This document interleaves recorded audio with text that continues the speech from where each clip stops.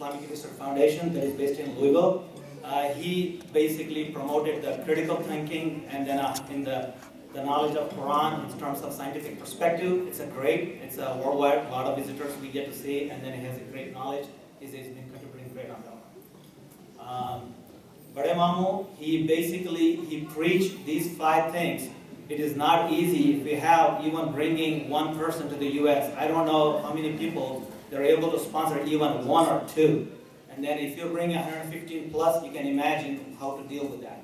So Bade Mamu practiced and he mastered these principles. And then I think, alhamdulillah, most of us are practicing these things.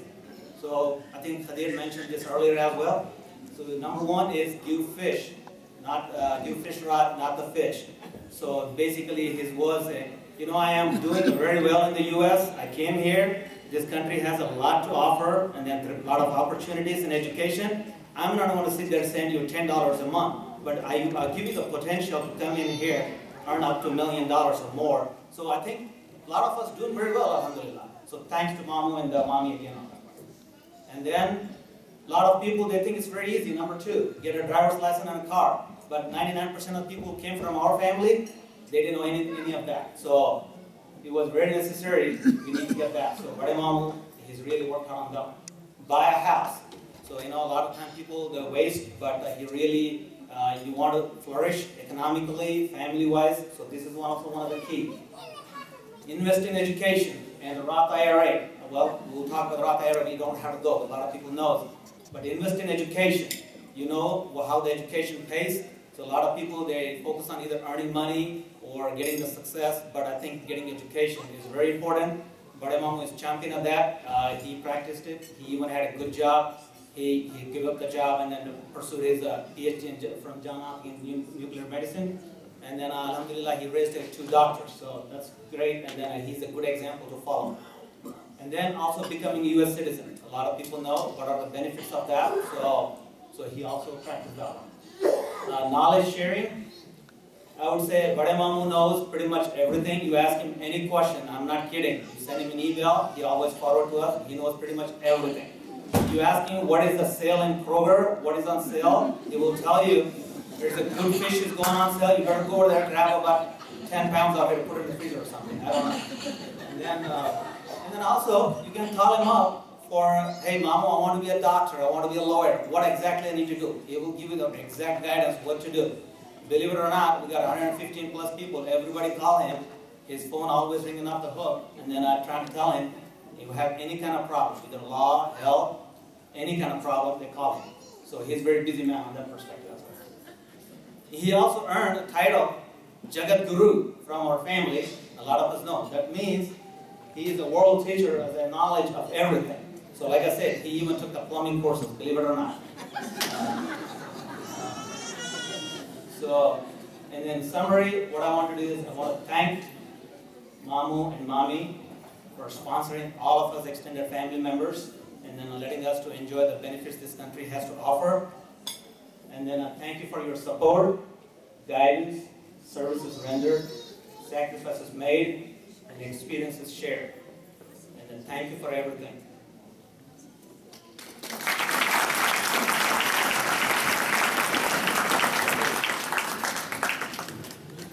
Thanks so much, Emma.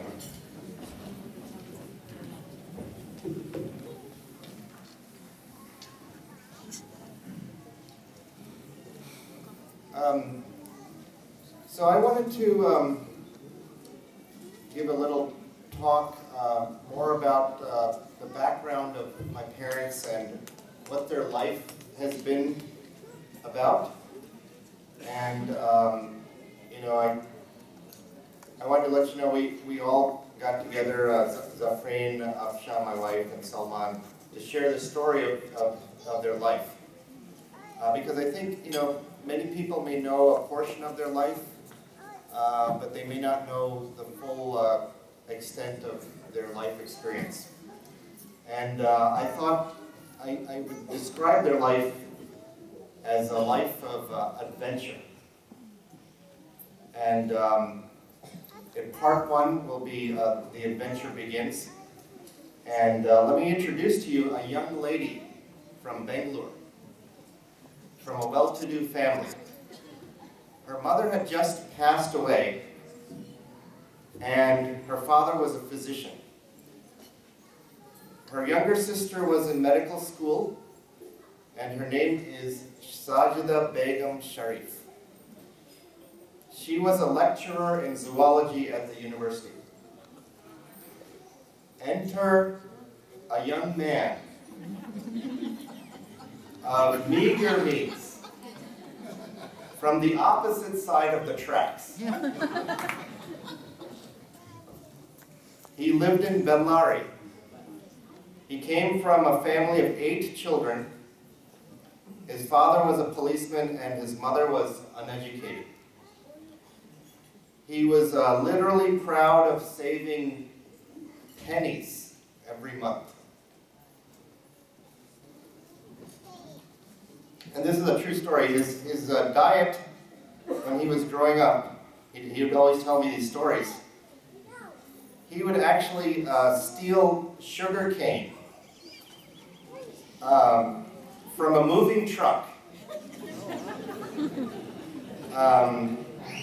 for a meal. And he would steal the sugar cane while his friends were getting beaten by the guy in the truck who's protecting the sugar cane from these kids. And that's kind of the background. I mean, he pretty much, and then the rest of the day, by the way, he would suck on one peanut to tide him over till dinner. Later on, he became a science student at the university. So it's a pretty impressive accomplishment.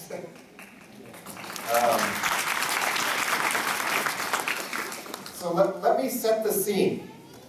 The year was 1962, nearing the end of the war between China and India. The young man sees the young lady at the bus stop. It's love at first sight for him. He sets his mind to marry this woman. He's immediately told by his good friend that this lady is way out of his league. But this doesn't deter him. He later finds out that her sister was in medical school in his hometown by coincidence. He befriends her sister in the hopes of getting an audience with her father. The girl's father grants him an interview, quote unquote. He goes to the, quote, interview and charms my mother's father with his intellect and unbridled ambition. Their father grants him permission to marry her under the condition that he create a job for himself in Bangalore. So this is he then moves heaven and earth to create a job for himself as a physicist, which was previously non-existent. He then finally gets to meet her, and they get married on November 24th, 1964. So the adventure begins. Typical of Indian marriages, 11 months later I was born.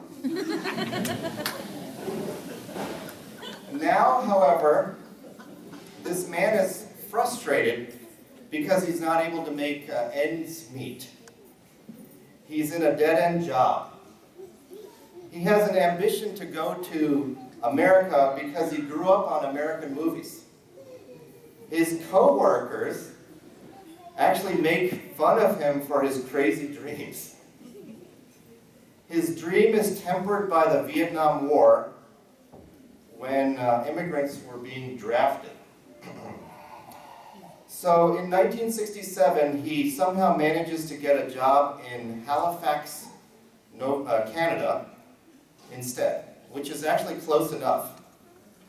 At first, he wanted to go alone like everyone else who immigrated, but my mother made the courageous decision to risk moving to a new land with her new baby and leave everything secure and familiar behind. An even bigger adventure begins. Part 2, immigration to Canada. When they first came to Canada, their first impression of Halifax, Canada, by the way, they landed on a Sunday, was, has there been a plague here? Where are all the people?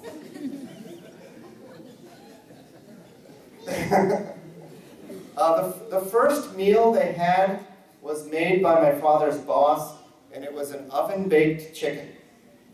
It was seasoned with salt and pepper.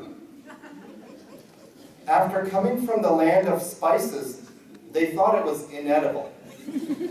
What had they gotten into? Then later on during the year, they first saw snow. They actually thought it was, at first sight, they thought it was bugs. Because that's what falls out of the sky in India.